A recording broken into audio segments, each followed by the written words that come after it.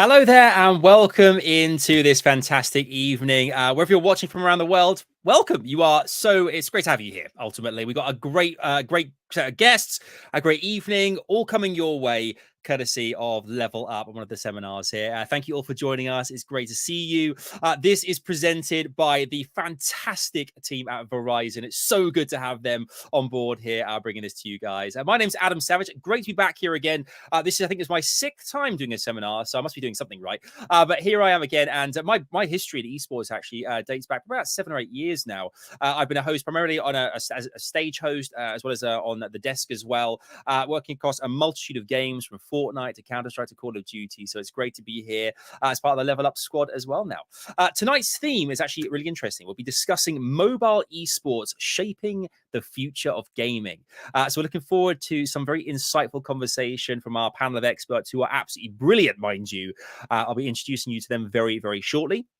For today's webinar, we're going to split this actually into 2 different 30-minute panel discussions with a short intermission in between. At any point, if you have any questions, really emphasizing here, questions are everything. We love you guys getting your comments in and asking our panel questions. And do make sure to jump in and ask away. It's lovely having you here and having you be part of our conversation as well. Get it in the comments. If you can also keep comments as well related to the topic we're talking about, that'd be great. Makes the show flow a lot better as well, and just keeps us in check as we go through too. We anticipate the webinar is going to be around an hour and 20 minutes long or so, and after that, please do join us around 9:20 p.m. BST. That's 4:20 ET and 1:20 p.m. PT for some breakout rooms for networking. These are amazing. Each time we do one of these seminars, it's a great opportunity to meet other people, the speakers, as well as the industry professionals as well. This session is open to absolutely everybody. So wherever you are in the world, please do join one of these breakout sessions. They prove extremely valuable in making connections within the esports space. They really do. So we definitely encourage you to join. The link's going to be posted in the comments as well. So all you do is click and you go straight in. It's easy peasy. To start with, again, I want to say a huge thank you to Verizon for sponsoring today's webinar. We all know Verizon are breaking boundaries in mobile gaming and the scene as well. So to tell us a bit more about all the exciting things they have coming up, I'm delighted to invite their head of gaming and esports strategy and sponsorships, Mark Chang, to the stage. Mark, it is good to see you again, my friend. It's been a while. You look well. Thanks, Adam. It's always good to see you. You're looking good. Thanks, man. I got a few. Thanks for having me back. Yeah, you got the pleasure. Jacket. Thanks, buddy. Thanks, mate. Anytime you can borrow it. Anytime we can share wardrobes. Mark, it's obviously a pleasure having the panel tonight, and we'd love to hear a bit more about Verizon and what you've been up to recently. What can you tell us? Yeah, absolutely. So I'll start with what a lot of folks have probably seen Verizon do, right? We have some of the best partnerships in gaming and esports. We work with Riot across our portfolio, with Twitch and their rivals, TwitchCon, etc. And we also are now selling Xbox All Access with Microsoft, PlayStation 5s with Sony, working with Niantic on AR, Psyonix, and Rocket League. And we have our wonderful teams, Liquid and Dignitas, as well as our wonderful ambassador, Dr. Lupo, and a lot more, right? So we have a lot of this outward-facing things that we work with and some of the best partners in the industry. Super, super happy about that. And of course, we're in World season right now, so who's not excited about, who's going to be winning Worlds? Their finals are actually going to be in my backyard, so I'm super psyched about that. And then we recently, so it's one of those, once in a generation type things. Super excited about that. And also we had a great showing at TwitchCon. So these are the things that when you look at Verizon, you probably see a lot of those things, right? Mm-hmm. But there's so much more that we're doing from a technology standpoint. And the way that we look at technology is that it's there to solve problems. It's to be able to make things better for all of our consumers, for players, for fans. And there's a couple areas that Verizon's really working on. And this is not to talk about, hey, Verizon is so cool, or this is, like we're that great. It's really to show that we're dedicated to the space, right? So Verizon is huge, and so is gaming. And how do these two come together so that we can actually build things that are truly game-changing, all puns intended, right? So there's 3 areas I want to hit on. The first one is around live streaming. So this is something that we actually partner with Twitch on. And I actually saw this as soon as I came into Verizon almost exactly 2 years ago. I said, everywhere I look, co-streaming, content creation, IRL engagement with your community, that is just skyrocketing, right? It's all going in that direction. Just chatting is the biggest category on Twitch. How do we make this just democratize it, make it ubiquitous for everybody, for millions of people who want to be creators, follow their creators? How do we just deliver a way better experience that doesn't exist today? So that was sort of the problem statement that we looked at. We saw the trends. And so this last couple weeks ago at TwitchCon, we actually launched our beta app. So it's called the Verizon Mobile Creator Studio. And it's actually, all you have to do, you have the app, put it on your phone, and it actually works with both cameras. So your fans see you, they also see what you're looking at. So you can do IRL streaming with just 3 clicks, and then you walk outside and you're fully engaged with your community. And, when we talk to folks, creators and fans, their reaction is like, how does this not already exist? The second question is, how does this not exist? And then how do I get it? Right? Those are the 2 questions, because that's the way that we're looking at this, right? We're taking technology, the 5G network, and we're making it accessible for everybody to do what they want, to stay connected, to engage with their audience. We're at TwitchCon, we had about a whole bunch of our ambassadors live streaming, and some of them actually came back and said, I saw my stream numbers double. Wow. So that's awesome. That's a good thing. That's a good thing, because they're able to take people behind the scenes and to actually be with them in places where the fans, and not every fan can go. You can't all go to TwitchCon. You can't all go to Worlds. But with our streaming app, with our network, now you can.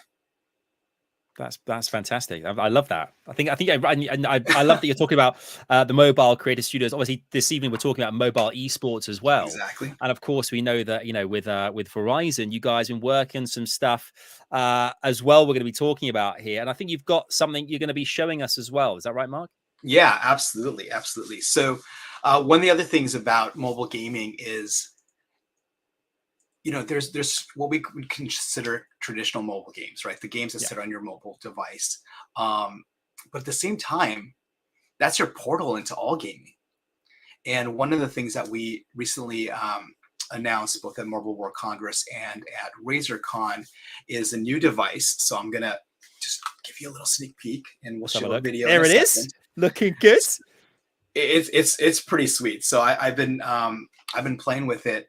And it's amazing to have access to hundreds of games at your fingertips through cloud gaming. It's like, oh, I want to play a different game. Let's do some fighting games.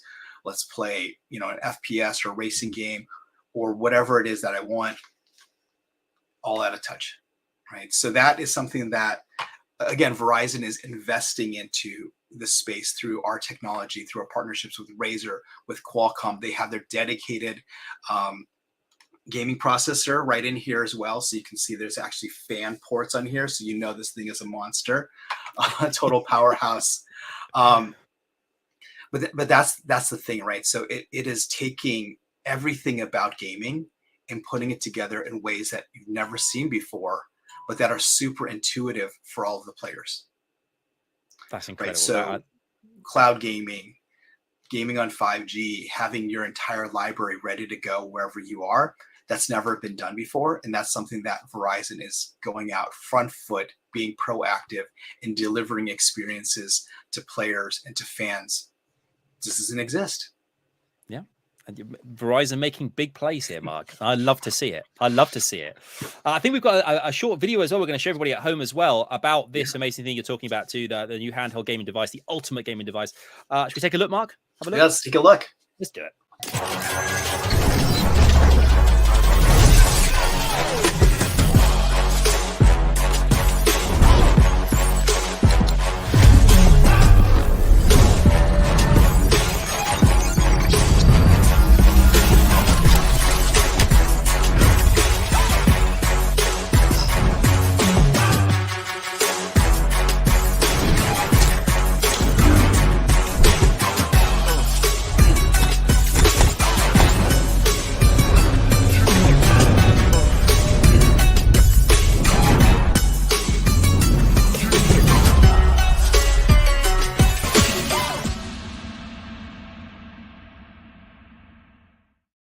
Looking good, right? I was loving that. The visuals, the haptic feedback. I mean, it looks like a fantastic bit of kit there. There was actually a helicopter flew overhead as you cued that. I thought, even in the sky, they want them. They can feel them somewhere. They need to get hold of these things. You thought that was part of the game. You thought that was so immersive. This is so immersive. I'm literally living it right now. But that's fantastic. And we're loving what Verizon are doing. It's great to have you here this evening as well, joining our panel here as well, Mark. And it's good to see you again.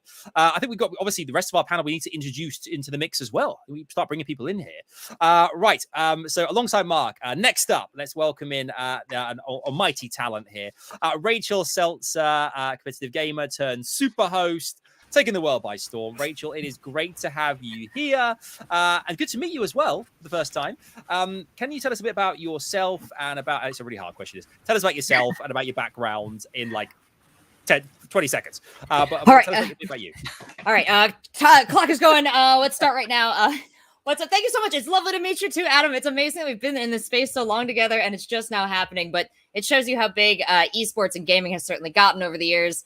I got involved, I would say, like in the mid 2000s, competing online, competing in person at events. And in 2009 at WCG, I had one of the most life-changing experiences at Nationals in New York, where my partner won a mobile game tournament, Y Star 2, a trip to China to go compete on the world stage.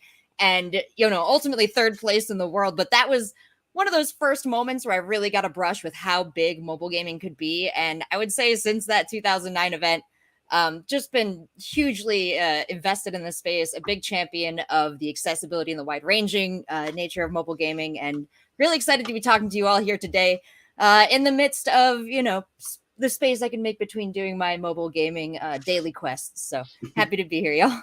Yeah, it's great to have you. I love the fact that mobile gaming was kind of an entry point into esports as well, traveling to China. We could partner. That's a great story. Amazing.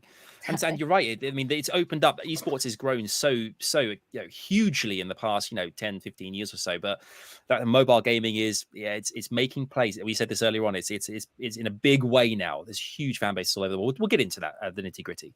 Next up, great to have you here, Rachel, joining alongside Mark. Next up, we have Matt Rutledge, my man, MobileMatt, co-founder of BAYZ, ex-director of mobile gaming for Complexity. It is great to have you here, sir.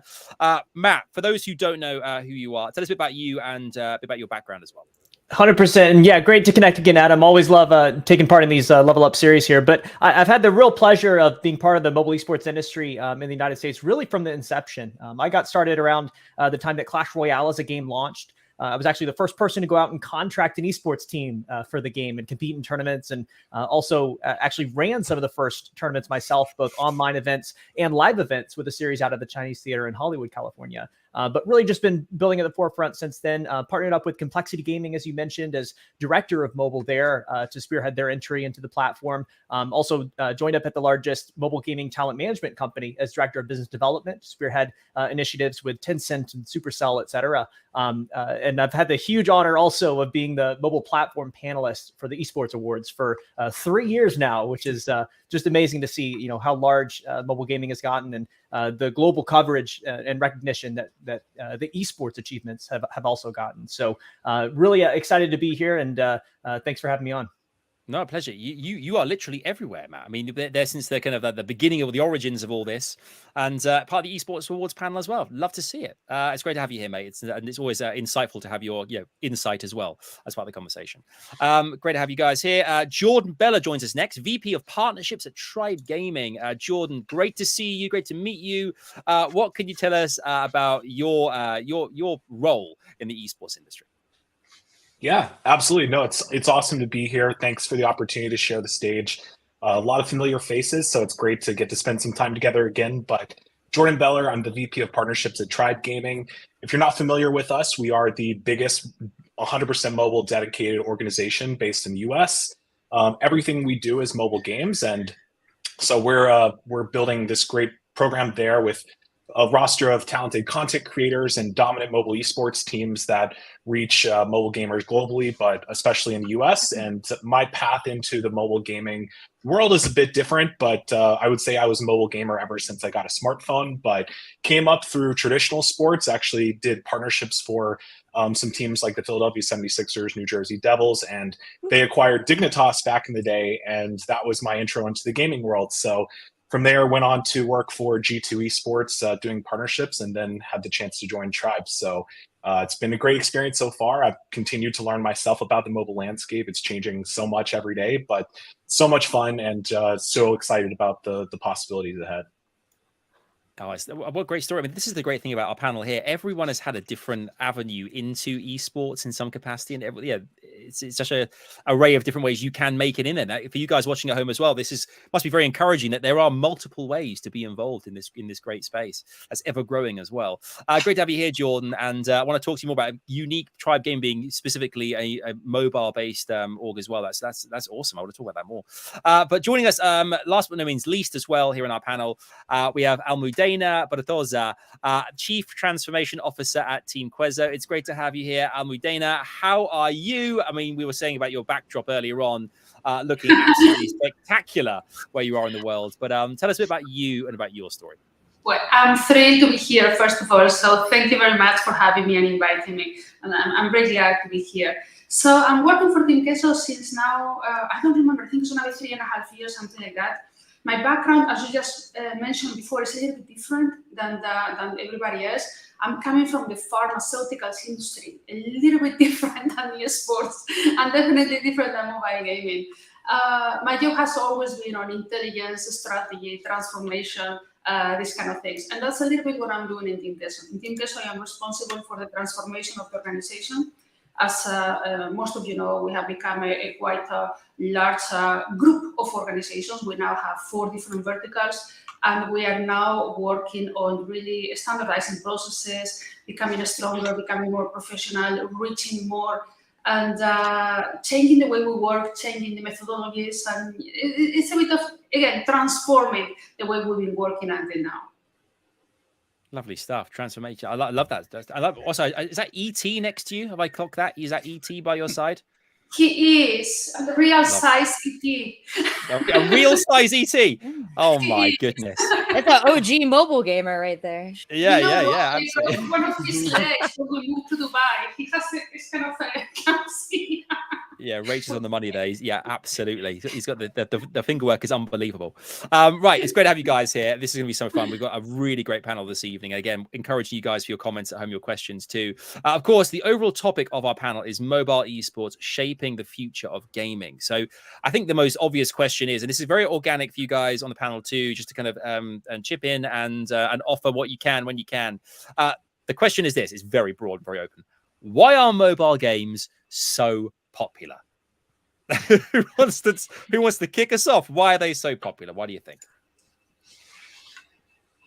If Matt goes first, there won't be anything. Yeah, Matt, come on. Someone's got to go first, Matt. There won't be anything less for Everyone's us. waiting for you to say something. I'll just kick it off with a really short message, but I mean, I think it all comes down to the accessibility. It's not going to surprise anybody that's watching this, right? But if you're watching this, you either have a smartphone in your pocket or within arm's reach, right? And that's really the reason. Gaming is just such a natural part of people's lifestyles. It's the go-to entertainment method, and it's how people socialize nowadays. And it's all built around this PC that's in your pocket. So I think that's really one of the biggest strengths, right, of the mobile platform is accessibility.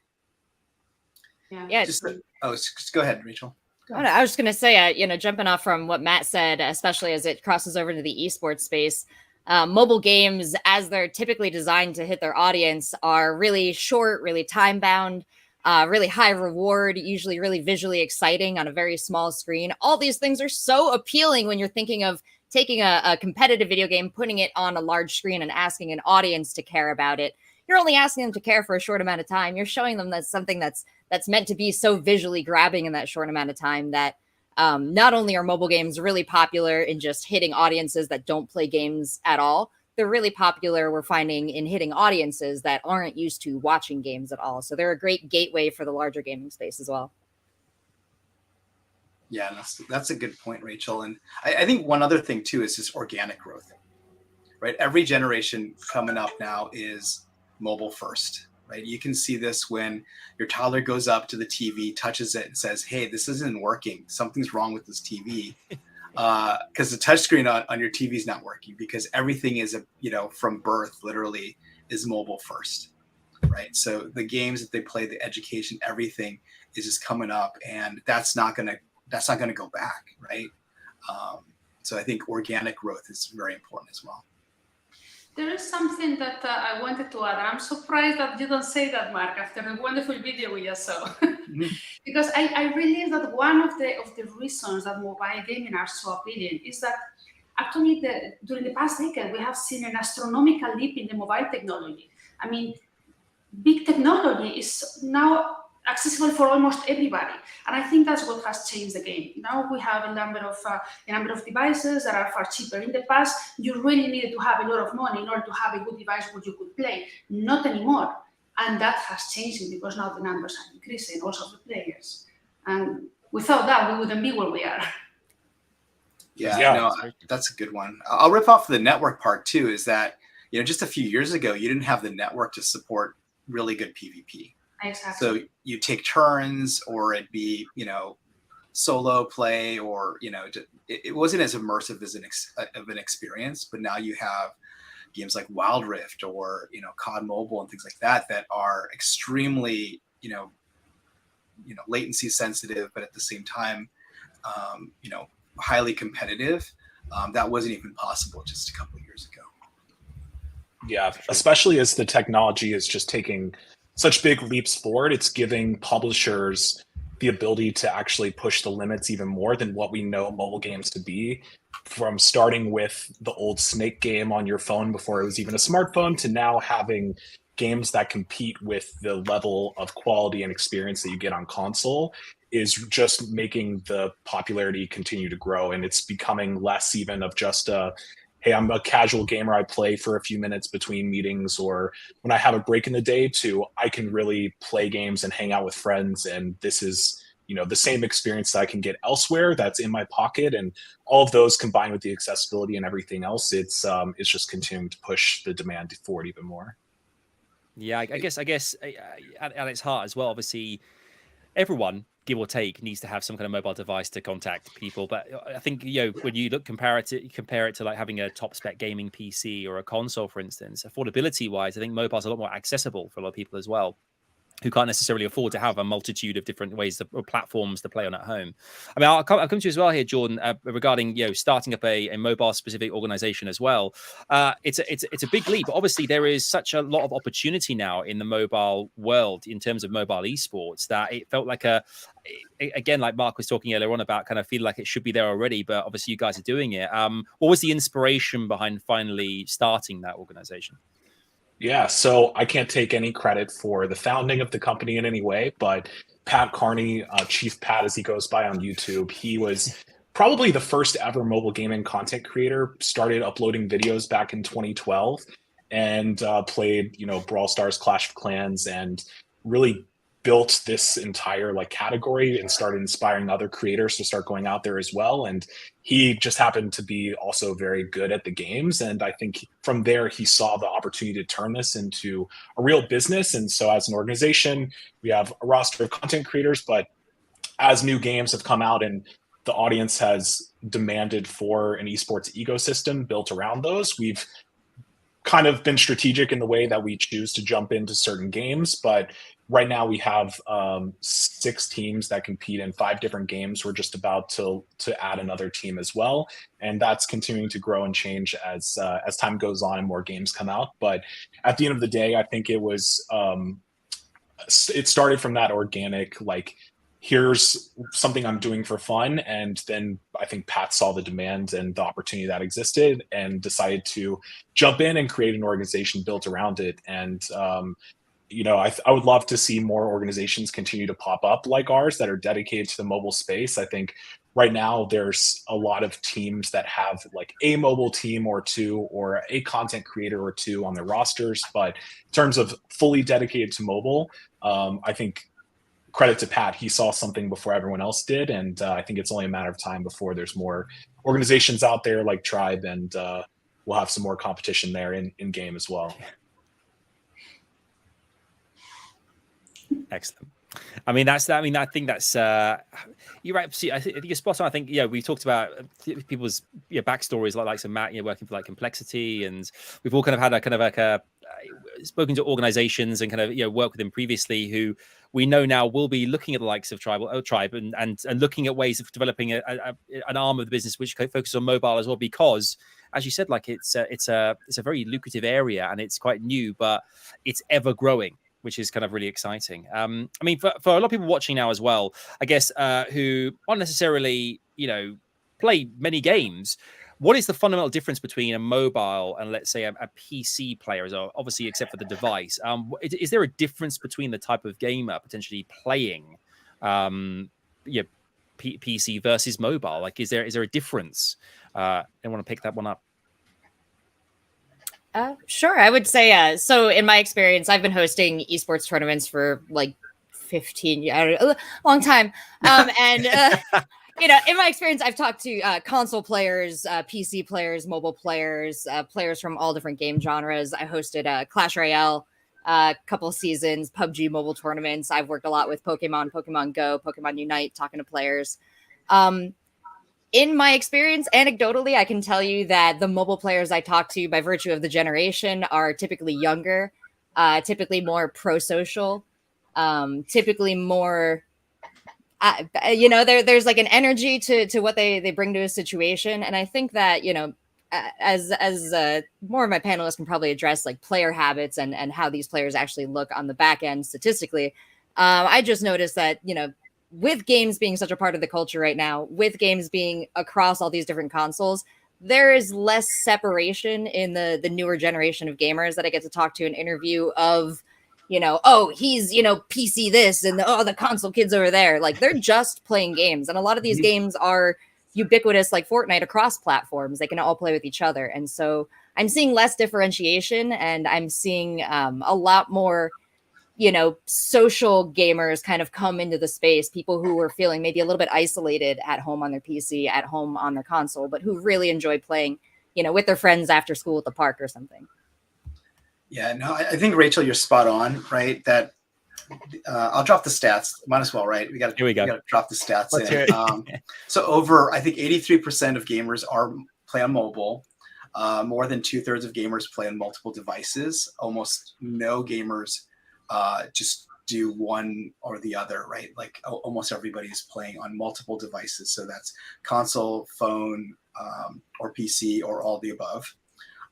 And one thing I think that's really interesting about the mobile space is that you see a lot more female players be more vocal and engage with the community than some of the other places. So that's a really great kind of shining light about mobile gaming. There are actually some studies. It's interesting because, I'm a psychologist in my background. I was, in other life, I was a clinical psychologist. I'm quite interested in these topics, especially related with esports. And it's interesting because there are a couple of serious studies that they are talking about the impact of mobile gaming versus other type of gaming. And they said that mobile gaming make people feel better, that they feel more engaged. People that play mobile gaming, yes, we can say that most of them, they play several things, up to a point, because I think that you are living outside of the equation, the ones that are playing this, hyper casual gaming, like things like Angry Birds, Clash Royale. These people are also playing mobile gaming, and they don't play console, they don't play any other thing. They just play a couple of minutes there, and they are millions of people doing that.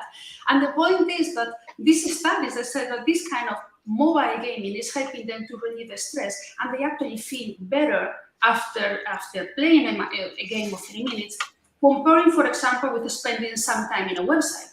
And I find that very interesting because it also speaks about the personality type, right? The kind of people that is coming into this space, and I really liked it. Yeah, that's just a stark contrast to being in the same room as someone playing like Elden Ring. You're like, oh, mobile gamers, they're very happy. Like, that looks miserable. Totally. I've seen quite a few cracked screens, though, I have to say, from people that weren't quite as happy. But one thing that I've loved to see also just develop over the years is how the mobile gaming audience has really evolved. One of the things that was really unique to mobile when it started was that, the largest segment of players in the space were casual, right? Very much so, because we were talking about the games that were out at the time are the Clash of Clans, the Clash Royales, and kind of these, casual genre of games. But the last couple of years in particular, we've seen this really big shift where mobile game developers are starting to develop these really robust titles to target hardcore gamers who just happen to play on mobile as their primary platform. And that's where we're starting to see the onset of, a lot of these esports events that are absolutely just breaking records.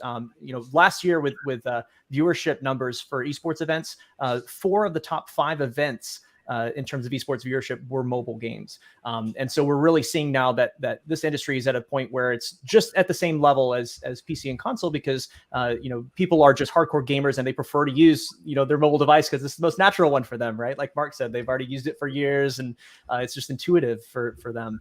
But it's really cool to see also organizations, I think, really leading the charge and finding models that work and pushing the industry forward. Because, when Tribe and Queso got started, it was very much a content organization, right? It was Chief Pat founding Tribe and Alvaro founding Queso and had a lot of a content focus because, that was really working even with the casual players, right? They were going to YouTube and consuming content and really wanted to connect with stars and celebrities that were within their games. It was fun to watch and stuff. But now also lots of success on the esports team side, and especially with these huge esports events that are happening recently. So it's been really cool to see. But I think, there's a lot of still casual players on the mobile platform, but there's this really budding segment of just hardcore gamers that are playing mobile devices for hours and hours a day.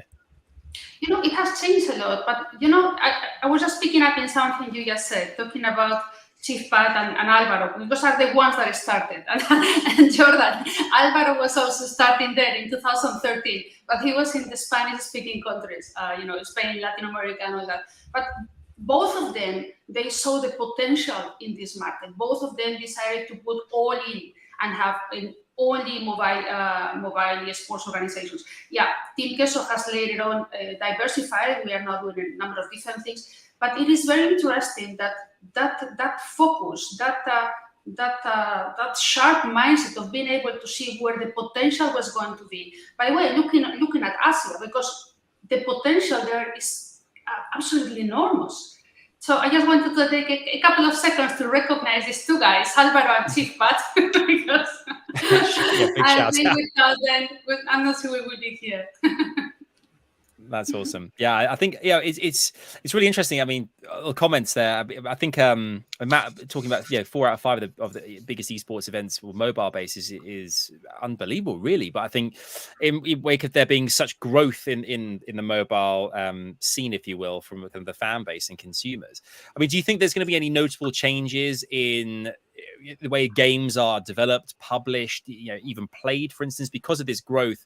Is there going to be, will it give smaller studios a chance to develop, things better because there's a bigger player base out there? What do you guys think? Yeah, I think we're seeing that already. If we look at the way that Riot Games is approaching Wild Rift, it's light years ahead of where we were in the past in mobile gaming. So, particularly even just on the esports side, I remember when I was, visiting Riot's office. It's here in LA, where I'm based out of. They were telling me about the people that were on board full time to drive esports for Wild Rift, and I was like, wow, when they were telling me the numbers, they're like, yeah, we have, 30 people. I forget the exact number, but 30 people full time around the world working on this. I'm like, you mean like game developers, like the development team? It was like, it didn't comprehend, because, we're not used to seeing that level of commitment with mobile esports from development companies. I mean, usually companies might assign like a handful of people to the global esports side of things, but, it's completely changed, I think, in the last couple of years. And obviously, Tencent is on another level, Garena is on another level with what they're doing with Free Fire, and it's really awesome to see. I think too, a lot of developers have started to give even somewhat priority towards mobile versus some of their PC and console titles. If you look at even just the revenue numbers that are tied to the release of a mobile game these days versus a PC and console title, the revenue last year for the mobile gaming category was 93.2 billion versus PC and console combined was 87.1. So it's already bigger both in the player base, but also in the revenue. And I think that turns a lot of heads on the publisher side as well, to make that investment, to make the current games better, to come up with new ideas and new games that will come out and be those next big mobile esports of the future. And so I think that's what's really going to kind of help shape the growth for the future. Is it's where the money is, it's where the demand is, and that's going to lead to even bigger things. That's a really good point, Jordan. And I think, just hitting back on the technology side of it, again, the hardware, the network, like everything is so robust now that now the developers can worry about focusing on fun, right? And instead of saying, oh, it's got to have this weird sort of retro aesthetic, or you kind of have to, simplify it or anything like that, focus on fun, make it the best game possible, and people are going to play it. And, you can have touch, you can have a controller, you can have both. Yeah. I mean, I could say, Mark, just to build off that as well, it's huge to think that, like, when you sat down at a PC or when you sat down at a console, you're limited by the length of that string or the length of your battery on your remote control. Being a mobile gamer now, to me, means that, like, I can play on my Switch, I can get on the bus, and I can pick up and I can play again on my phone, and I can move the controller pieces around on mobile. Maybe I have a stronger hand, maybe I have a different arrangement of fingers that's typical from the different person. Like, I can customize that. And building on that, when I'm thinking from a game developer perspective of, oh, look, my player is already so comfortable taking a little bit of this game and making it theirs. They come into my game and they make themselves comfortable here, and then they take my game with them into their lives. It becomes, and we've seen this most from a game like Pokemon Go, where we've seen this huge go outside, here's a 15-minute daily incense, and all of a sudden I, 34 years old, am getting a 15-minute walk every day like a good puppy. Yeah. Like, the games on mobile have an in for changing people's lifestyles and for accommodating people's lifestyles that no other branch of gaming has really kind of touched upon so far. And I just think that, you also see a lot of excitement from developers of, oh, great, my impression is not just an eyeball on my game anymore. My impression is I got this person to walk to a Panera. I got this person to, minimize this, and I can track everything they're doing on this single phone experience. So, if we can curb in, like, the evil potential of all of that, the accessibility potential, the welcoming, opening up potential is exciting, I think, on consumer and on developer ends. Yeah, I mean, I jumping in there as well. I mean, even this week, I think, myself as a family, for instance, time to commit to games is limited at, most of the time. And even this week, being a big Hearthstone fan, I find something like Marvel Snap, where it's a very quick turnaround game, and obviously you get that kind of that repertoire of, like, the Marvel history from the comic books and different iterations, different comic styles and whatnot. And it's ticking every box for me as a fan of that IP in particular. But then again, you have this quick turnaround where games can last very quick. You're still getting that competitive element and edge as well against other people. It's almost geared towards something exactly like that's what I need, because I can't commit fully to other games that take longer, obviously. And I'm all in on that. I'm really enjoying it as well. I mean, for these games as well that prove to be very successful mobile games, is there a common factor, a common thread in the ones that do tend to make it bigger than others? Does it come down to simply the way they've been developed and the fun aspect that Mark talked about, or is there something else? Is there a common denomination that they all have, these top ones, to make them so successful? Yeah, it's a great question. Tough one to answer, right? I mean, there's so many different types of games and genres and stuff, but I think one of the things that we're really seeing is that these top PvP games are really robust. They're easy to start, but they're hard to master. And that's what makes also for a great esport, right? Because it's accessible. Anybody can hop in and download the app for free and start playing. But then there's a skill curve, right? And that's where you get to these really exciting moments. So definitely from an esports perspective, the top ones that we've been seeing, like the COD mobiles of the world and the FPSs and the MOBAs, are definitely within, that kind of range. So easy to get into, but hard to master. Also, they have to have the ability for you to build a community around and sort of this social aspect, right? So even if the game itself doesn't have a social aspect, like, do you have these, like, ridiculous plays like in PUBG, right? Like, are there different, ways that you can,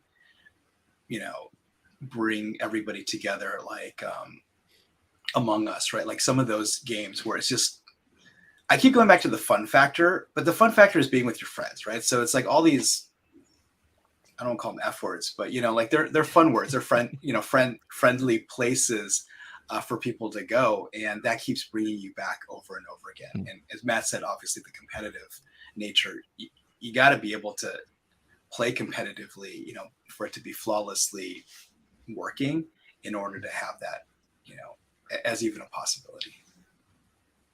Yeah, and I think there's a differentiation too that comes with mobile games versus mobile esports as well. You can have a game that's super fun, but it doesn't translate to being a mobile esport because from a viewership standpoint, it's not that much fun to watch someone else play. It's more fun for myself to play. And I think that's the biggest difference between what games make it and which ones don't when it comes to, yes, we built the fun factor in, but can you see those big plays or those big moments or build those social aspects? Can we bring in other parts of culture where there's celebrities and other people who are excited about playing this game, they play it themselves, and then building the community kind of organically from there? I think it's it's a tough question to answer, but I think it's a mix between fun, competitiveness, and those social aspects as well.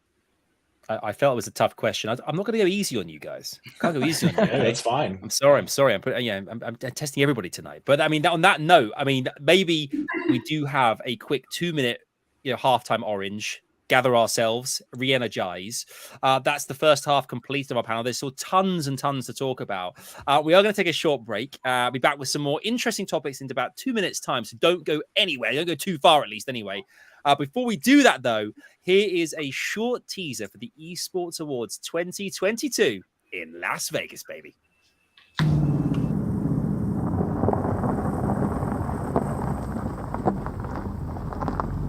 You know what they say, Val. What happens in Vegas stays in Vegas. Let's go find out, baby. All right, let's do it. Let's go.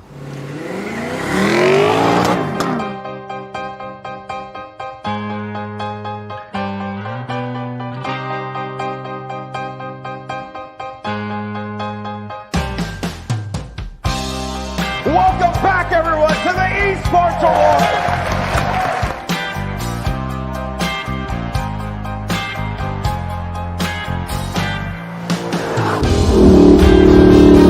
And the winner is Atlanta Base from the CDF.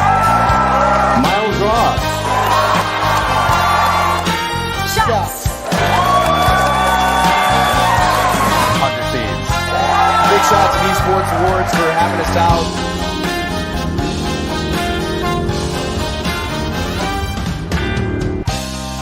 Welcome to the red carpet here at the Esports Awards.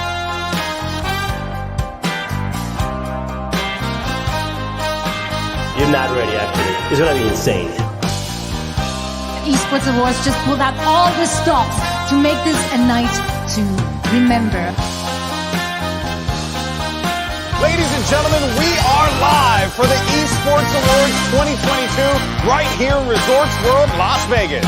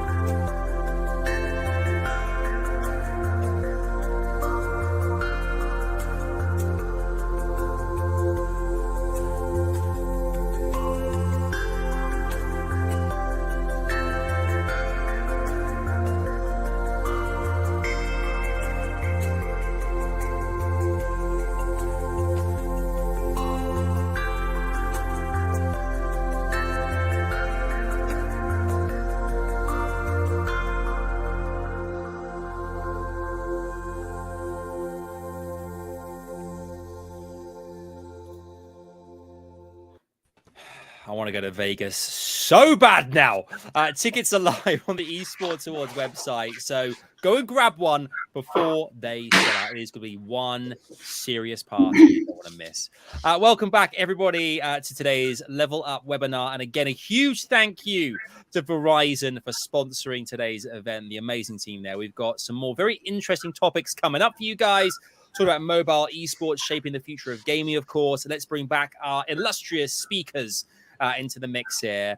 Welcome back in, guys. Good to see you again. Everyone's refreshed, ready to continue the convo mobile style. Do you know what? This is interesting, actually. I'll be talking about the kind of the future of mobile esports as such. I mean, do you think the right foundation has been laid for mobile esports to continue growing as it has done? Do you think everything we need, like technologically, is there, device-wise, connectivity? Mark, you touched on this earlier on about connectivity being a big thing as well, big factor now. Do we have everything we need for this to continue its ascension to glory and this trajectory?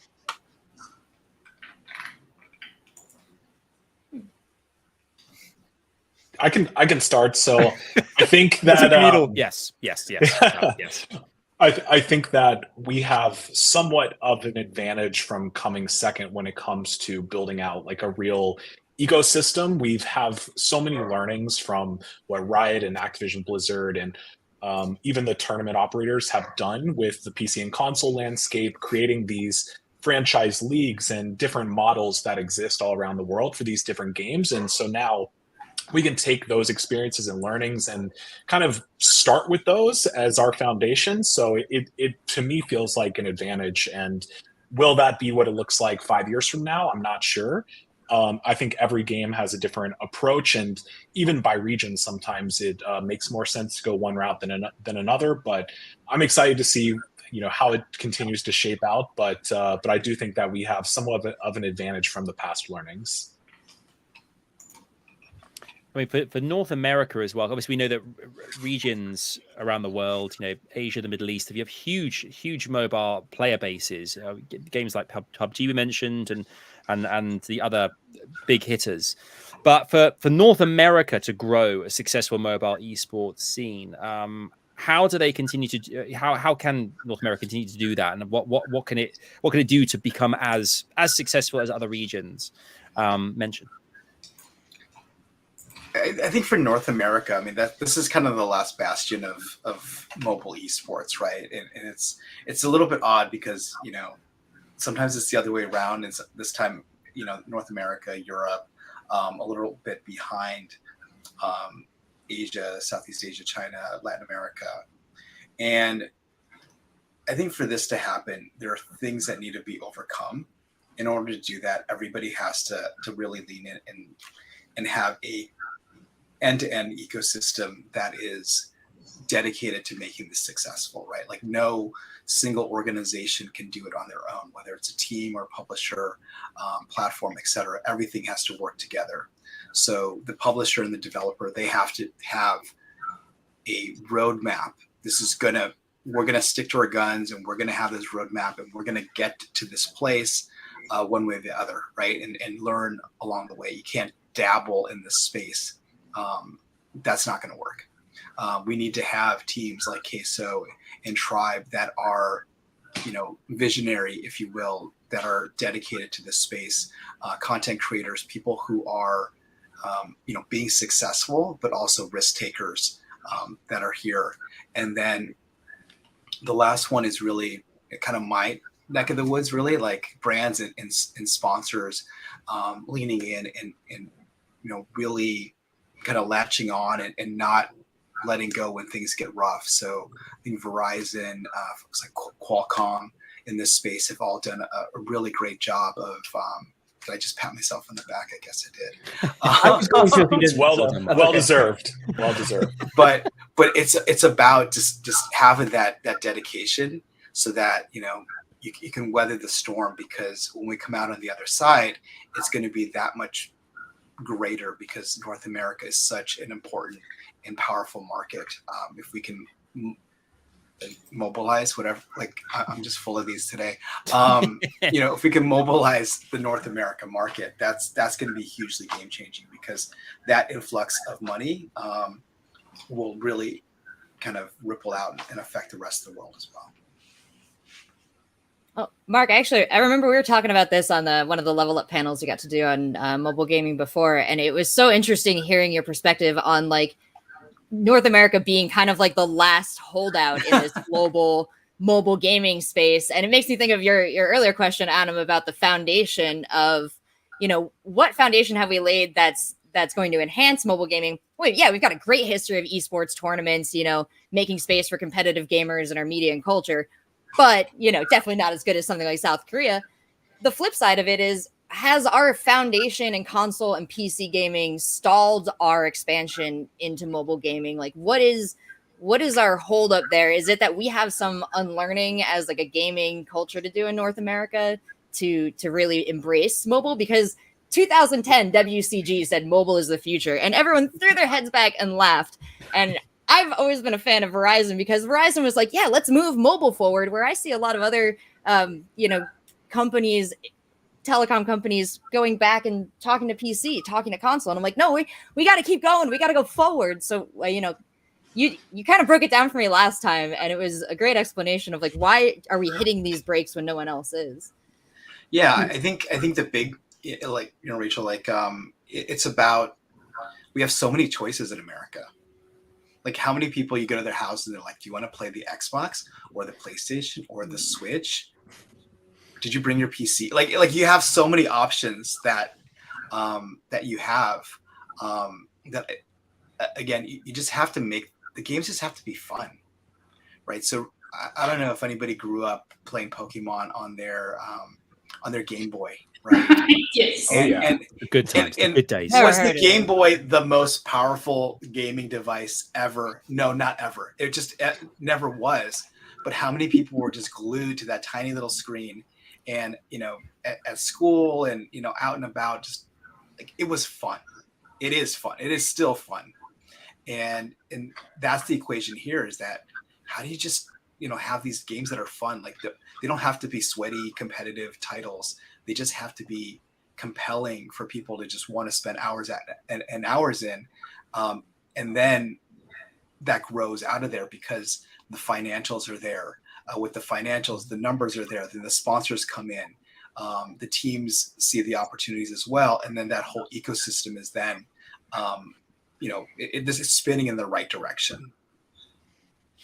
Yeah, to add on to that, I mean, one thing that's really important for this conversation too is still just to recognize that North America is the largest Western market for mobile gaming, right? Mm-hmm. And so what we're really just talking about is like, hey, when is this esports community really going to develop? But I don't think it's really stopped any sorts of activity from, content creators and advertisers. The games are still doing really well in the regions. It's just a matter of that esports community developing, and totally agree with, everything that the panelists said. I think, part of it is kind of this top down, like you need a really healthy, sustainable esports ecosystem to develop, right? Which is something that needs to stay over time. So it's great to see now a lot more developers investing for the long term and running recurring circuits and stuff like that for consistency. Great to see also sponsors like Verizon to be able to come in and lay the foundation to advance the scene forward. But also, I think organizations are starting to really see like, hey, mobile is not just a flash in the pan thing. It's not just for casual gamers. They're starting to really take it a lot more seriously now.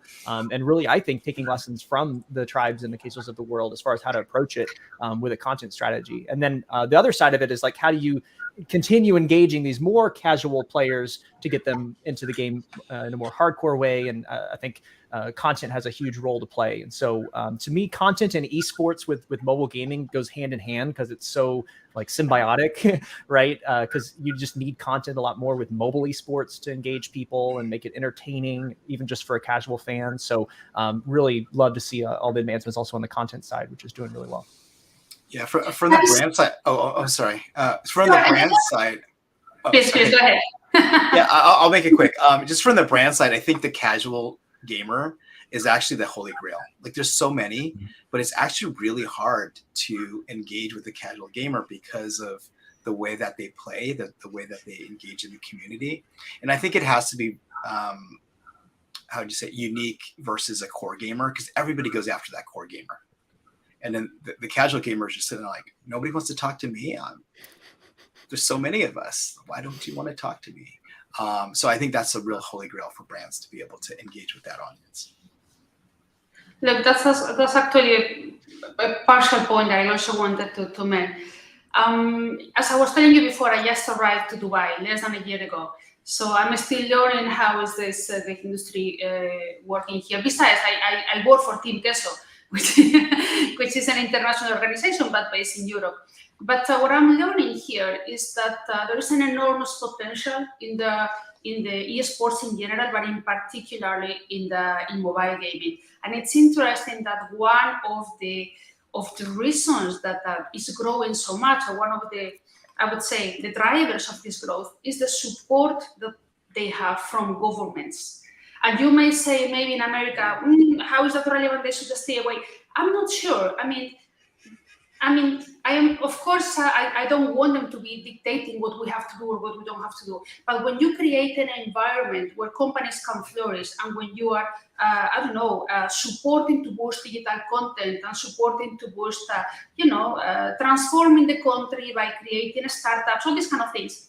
And I think they are now putting the seeds for something that is growing. I don't know how many of you are familiar with the latest investments that we have heard from Saudi Arabia. It is absolutely crazy. We're talking about an amount of millions. I don't know how many billions. 40, many billions. I would have to look. I don't remember. Absolutely bananas. I mean, you're thinking, what are they going to do with all that? They are focusing also in this, not only in the main players, not only professional players. They are focusing in the normal users, in the normal players, and I think that's one of the key for the success they are having. Apart from the fact that they have a really big percentage of the population is very young, is precisely the percentage of ages that is playing mobile games. So I'm not sure whether we should learn a little bit in Europe and in the US from the determination of these governments, especially in the Emirates and in the Qatar and Saudi Arabia. They are the ones that are really boosting this. Maybe there is something to learn from them.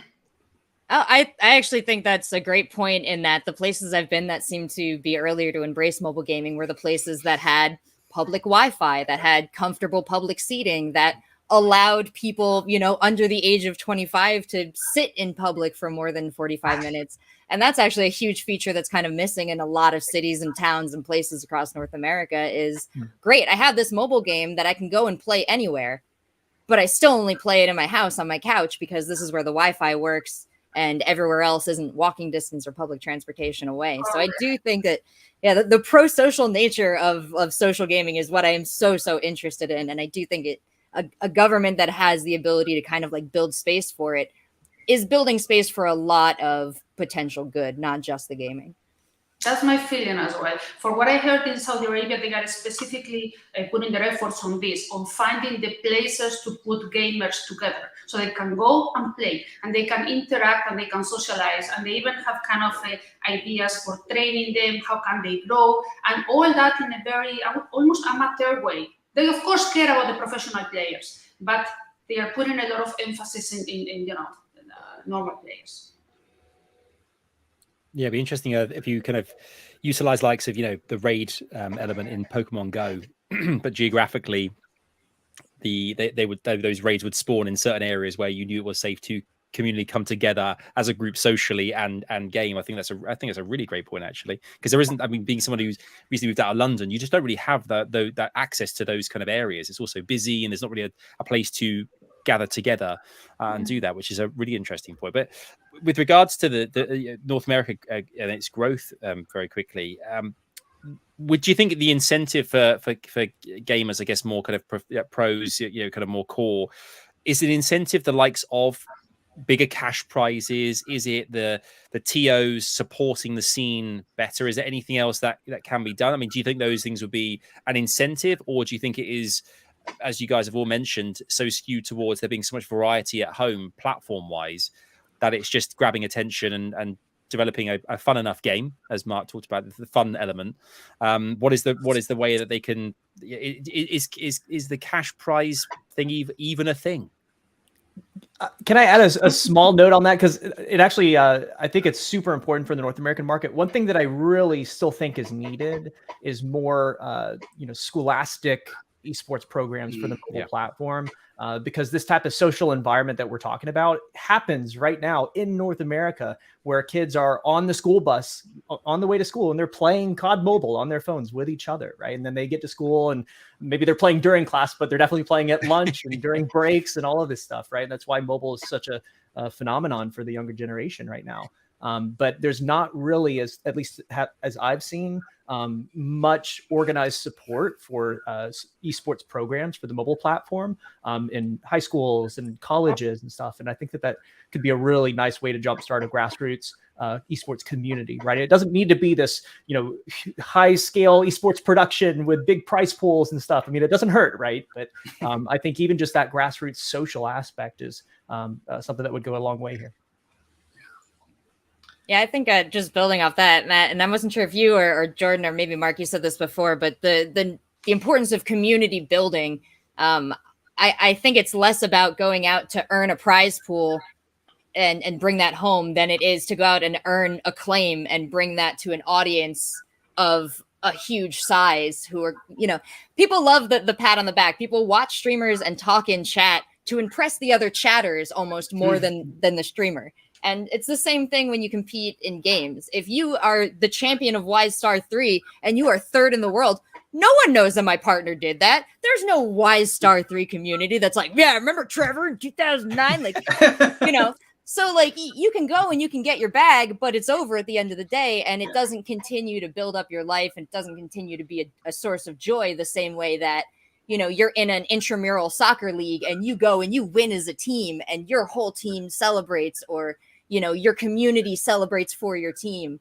I think if mobile gaming wants to get big, it needs that fan base of watchers and casual players and people gathering, as Almudena said, to get together to enjoy it together. And then somebody cares about winning in front of that audience is kind of what I've seen over the years of esports. And esports is successful when it's got a lot of viewers and a lot of casual players, not necessarily when it's got like a big prize pool or a lot of people who want to be the pro of it. But all anecdotal here. No, I love that, Rachel. And I think the other part too is for pro scene to be successful, it's not like one or two big prizes. You have to be able to have a career, like a sustainable career. Otherwise, you're thinking to yourself, I'm going to do this for a year or two, and then I'm going to get a job. Like, if that's not your job, you're not really a pro, right? Like, is that the whole definition of pro? So I think consistency and just being able to sustain a living and have that as something aspirational is way, that consistency is way better than just, randomly $5 million prizes. You're like, oh, I'm just going to go win the lottery. And then like, that's not sustainable. Right. And that's not going to get generations of people to be able to let their parents know that that's what they're going to go do for their lives. Like, it's just not going to fly like that. Yeah. And I think to want that, there has to be a cool factor involved too. Yes. Like the past few years, it finally became cool to be a gamer, and people weren't just, it's something you didn't want to bring up because you'd be either made fun of or whatever else in school. Now it's something that like really helps you make friends and build community. And also you look around and you see other celebrities and your favorite athletes and everyone else is gathering to do the same thing. And I think that ultimately builds the credibility. And the mobile space struggled with that a little bit for the past few years because you had, even in the PC and console space, not to name names, but some big streamers out there saying that mobile gamers aren't real gamers. And that creates a barrier to show that, hey, this is like a credible thing for us that we're doing and building. And to tear down that barrier and make it cool, I think that's when you can also open up those doors to building that path to a professional career, not just on the business side, but on the player side, the creator side, and across the community.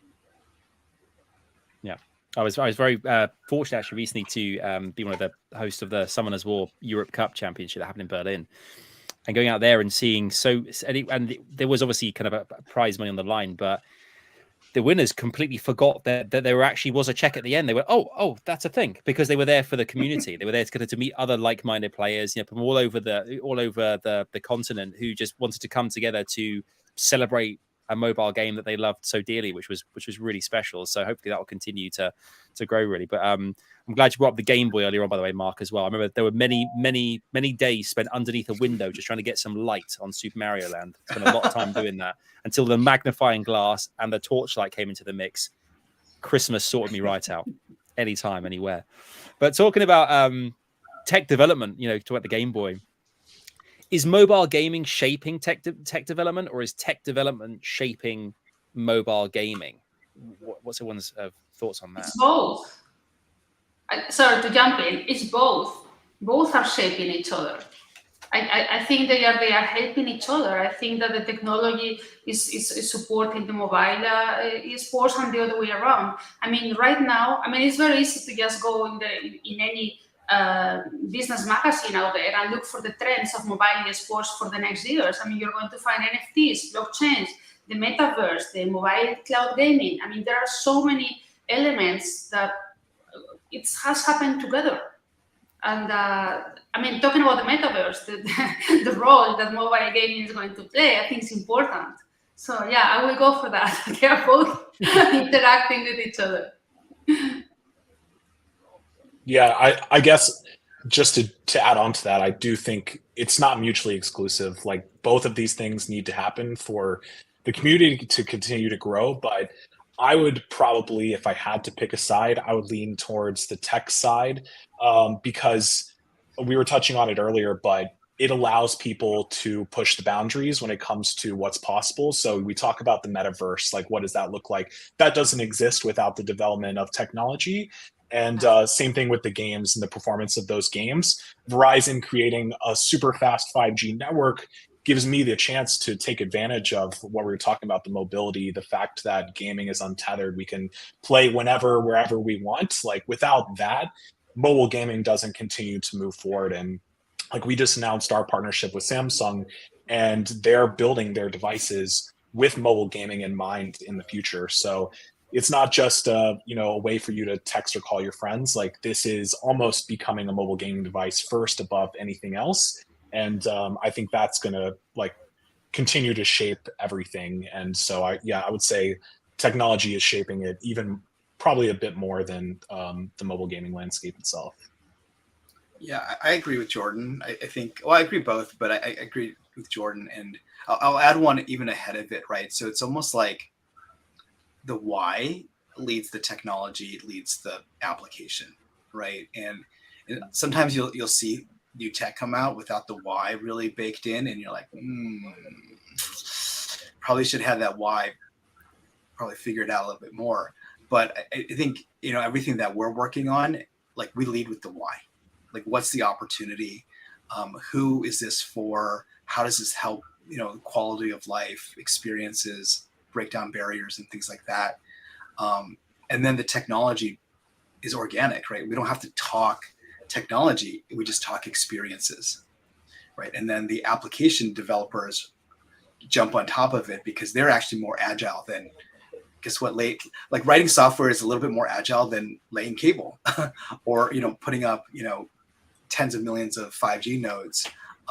So they can take what's available and what's coming down the pipe and really fill in all the pieces to really complete that experience.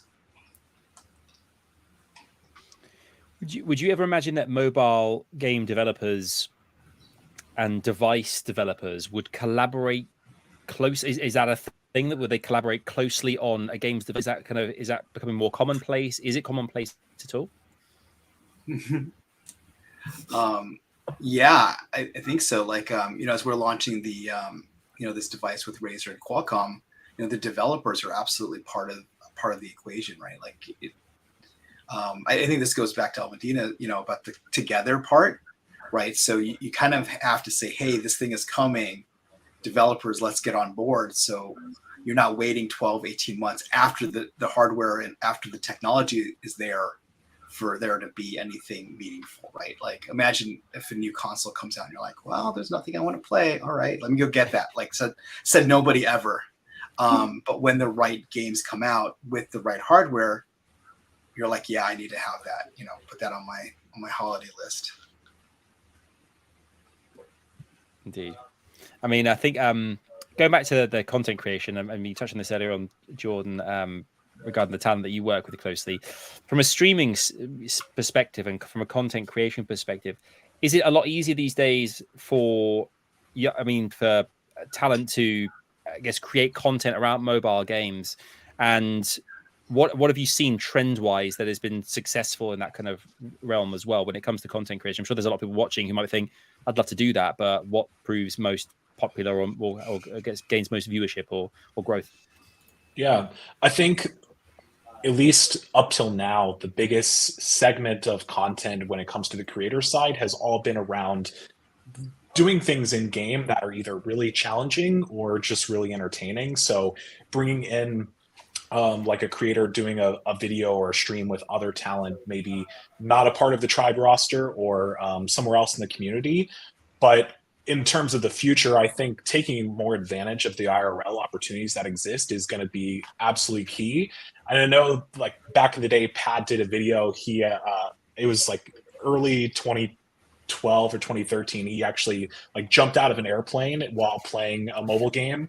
Like, anything is possible. So for us, in what is the next iteration of Tribe, we're starting to do a lot more of that, where we're mixing even games. So we'll take like the biggest creator in Call of Duty Mobile and put them together with the biggest Brawl Stars player in the world and create some unique content piece that has that mix of culture, but then also steps outside of what maybe people have been used to. It's not just about learning to play the game better anymore. It's about doing things that didn't seem possible or just really, really cool. And I think that will create more demand. And now that the technology exists for us to go out and do that, I think that's when you'll see other organizations and other creators starting to do more of that as well. And we already see it in the PC and console landscape with IRL streaming, but I think that'll be the next big thing in the mobile space as well.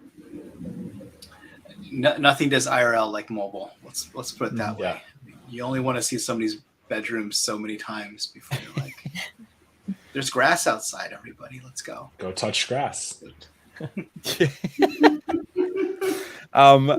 Spot on. Yeah, get outside, touch grass, enjoy the world, and play mobile games too. Only a couple of minutes left here, guys. We've asked you guys for questions this evening. One's come in from David, who's asking, we talked earlier on, we touched on that being more females playing mobile games. From a demographic standpoint, are there particular games that more women are playing out there at the moment? I mean, I can just throw this right in from the beginning about like video games and, non-male populations.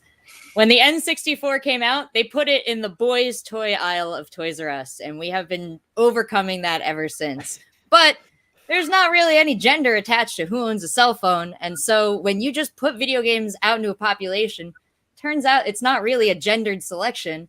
It's an entertainment selection. And so I love the fact that everybody's got phones. Everyone who wants to play games on those phones hopefully can play those games. And you're seeing that the population of who's interested in video games does not fall along these like silly, long police gendered lines. But I'm sure there's lots of other fun stuff to say about it. And Good, no, Rachel, I'm like, good answer. It's not a sore spot or anything. I thought you were going to say Pokemon, Rachel. Like, I literally thought the first thing you were going to say was Pokemon. Pokemon has always been a beautifully mixed gendered space since the Toys R Us, Pokemon leagues, and I was 9 years old. So Pokemon's been leading the way in all things. Can I see some Pokemon on the shelf beside you as well? What you want? What you want? What you got? I got. What you got? Oh my god! Yeah. The Snorlax, the Mewtwo. I love it. Oh, just a couple things. That's not a Snorlax. That's a. Oh, is it not? You guys don't have to watch me. It's Oh! a It's ditto. Oh my god! In disguise. I need it. I need that in my life. If anything, if this evening's taught me anything, it's that I want so many things from all of your rooms in my house. Yeah, Mark, I want that trophy. Are you handing that out later? Can I get that? Yeah, Mark, I want the ultimate gaming handheld mobile device from you. And the ET would be nice as well, Almudena. That'd be nice to have. Yes. But guys, we're approaching the end of this fantastic evening. Thank you so much to the panel as well, who've all been so good. The answers have been fantastic. This has been a lot of fun as well. This is just great fun to kind of see I think it's a few times in recent history we've touched on mobile games since I've met Matt before and seen Mark and the like, and it's growing and it's going in that direction, which is fantastic. It continues to excel and prosper, which is amazing, really. But thank you so much to all of you guys in the panel. I've really enjoyed this, and you'll be hopefully there in the break rooms, everyone to chat to as well, very shortly too, which will be amazing. Thank you guys all for being here. Thanks for having us. Thank you. Thanks. Oh, I've got new friends, a new family. Lovely. Thank you all so much for joining us this evening. That just about wraps things up here. Thank you for being part of this great conversation surrounding mobile esports and the future of mobile and gaming. Thank you massively to Verizon. We talked a lot about Verizon with Mark. Great to have him on the panel there, but could be possible without Verizon partnering with us to put this on. So massive shout out to the guys there.